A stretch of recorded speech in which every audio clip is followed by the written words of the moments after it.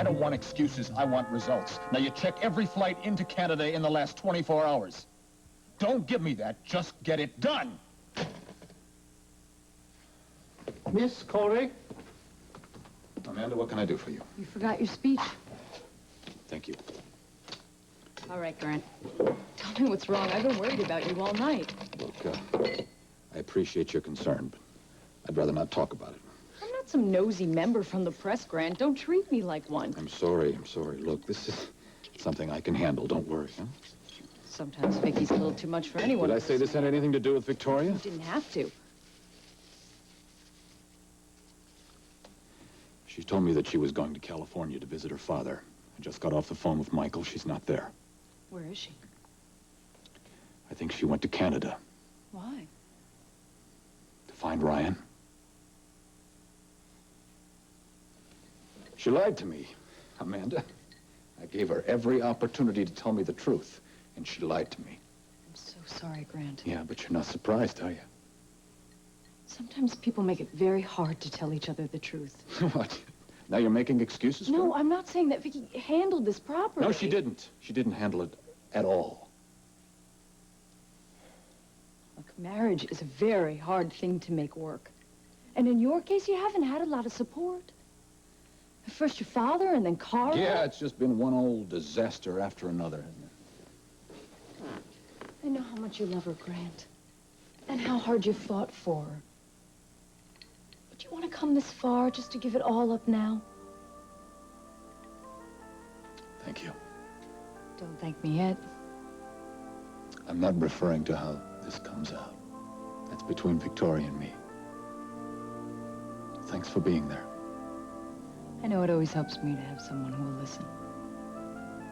Funny thing is, I don't think of you as a sounding board. I think of you as a friend.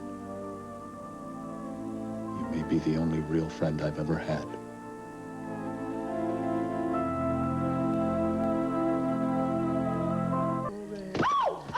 Gotcha, IW. I quit. Oh, come on.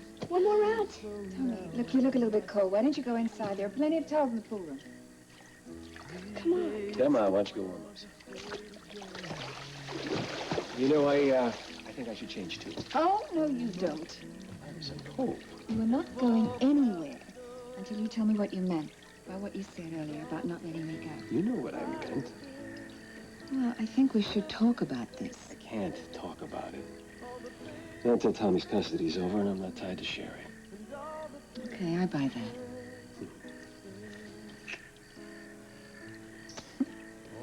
You know, when I first met you, nobody could have convinced me that these very hands, would make homemade potato salad. Well, it just goes to show how you can be a misjudger of people, doesn't it? Yeah, I guess it is. I want you to know that I would not make potato salad for any man other than you in the entire world. Oh, is that right? Yes, that's right. Oh, good. Then you see, I got a few other dishes I thought we might try and cook up together. Oh, really? Have you got the recipe? I thought we'd make them up as we go along. As I watched her walk away. I am so cold. Here. Warm you up a little bit. Is that better? Yeah, I could really go for a nice hot bath. Oh, so could I. Ryan, anything. No, I just talked to the bartender. He hasn't gotten a message from me, and he hasn't even seen him. So where is he? I wish I knew. Damn it. He's got to be here. He's got to be right underneath our noses. I know it. It looks like we're not going to find him tonight. Well, maybe if we put our heads together and brainstorm. Brett, you and I have been up for almost 24 hours. I see those lids closing. Yeah, well, I am tired. I'm going to go book us rooms, okay? We will find him, right? I will.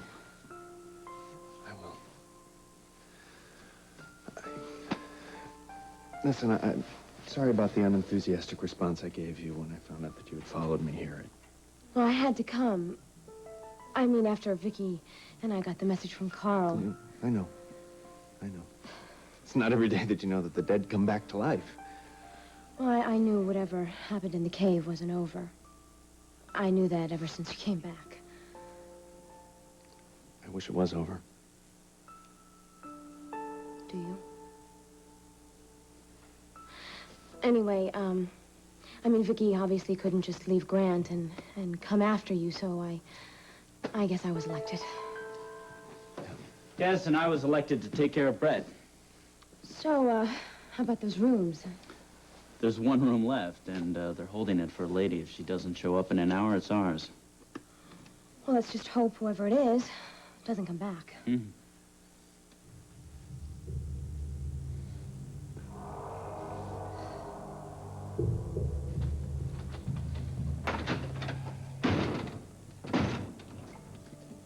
Don't bother, you can't untie that.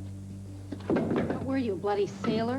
I'm gonna refuel the fire to keep you warm. For my extended stay in this log cabin nightmare? Great.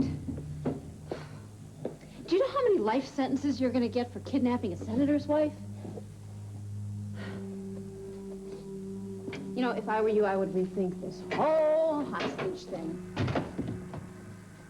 Nothing is going to happen to you. You have my word.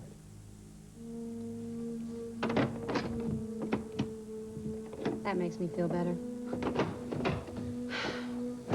Well, I don't know, but this key must mean an awful lot to you if you're willing to risk your neck for it. What'd you do, lose a treasure or something? Well, yes. You know, whatever treasure this key unlocks, I can do a lot better for you, because I have a lot of money. I do. I don't mean in a savings account either. I mean, I'm very rich. I own a lot of buildings, too. Big ones. Do you want one? This is not about money. Well, what is it about? This is about love and betrayal and a debt which I intend to avenge.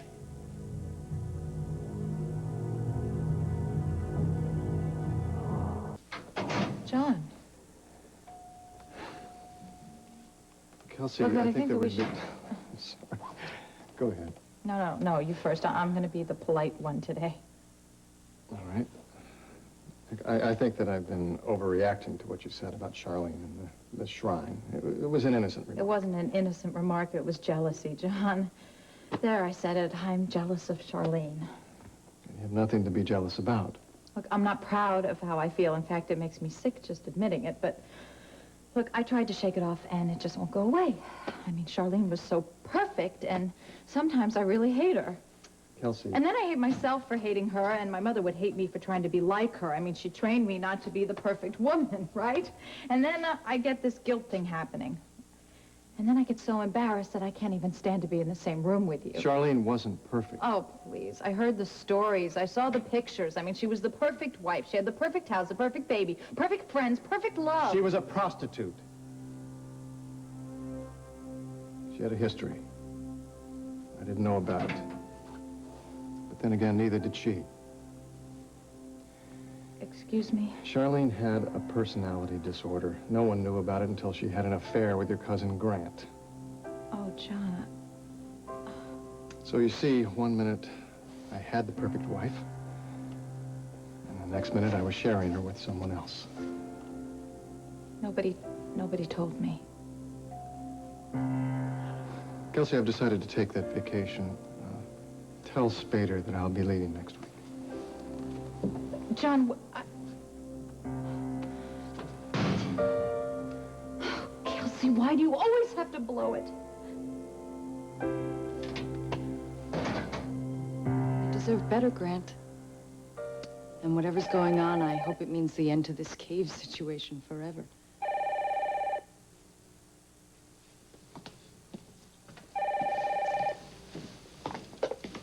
Harrison. When did you get to Banff? Are they together? Find out where my wife is and get back to me right away.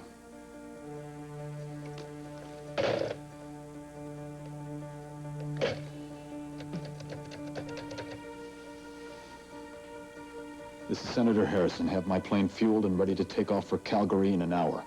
Have a limo waiting there to pick me up. And connect me with the Canadian police in Banff. I need to speak with someone there right away. Thank you. Alistair, pack my bags. I'm going to Canada. As you wish, sir.